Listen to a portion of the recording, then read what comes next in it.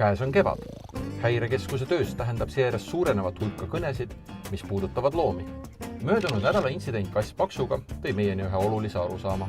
See puudutab nii loomadega seotud küsimusi kui ka ühiskonnas kasvavaid pingeid laiemalt. Nimelt alustasime tänasest pilootprogrammiga, kus oleme töösaali toonud oma ala tõelised eksperdid. Riigi infotelefon 1247 Lõvilõrd kuuleb. 1247 ja nüüd kuuleb. Härra. Rääkime rahulikult. Ei, te võite kiiresti ka rääkida, mulle kiiresti meeldib. Ärge hinge kinni hoidke, me ei tee jooga, lihtsalt. Te ei saa aru. Jah, proua, teile samuti kena päeva. No kujutad see pildi. Just praegu helistas mulle üks proua. Tal karu aias laamendab.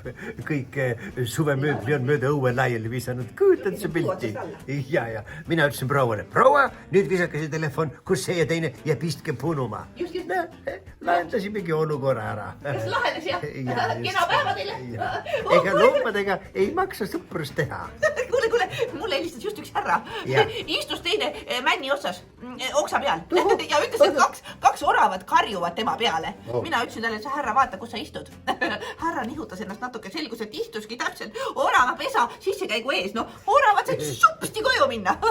Ja, aga vaata, härra tegi õigesti. Ei hakanud oravat koju tooma. Mõtlen, et äkki on eksinud või midagi. Ei ole. Orav teab täpselt, kus ta läheb. Ei maksa iga looma koju tassida, ma ütlen selle. Ei maksa loomaga sülle võtta, ei maksa koju võtta, rääkimata looma ära söömisest.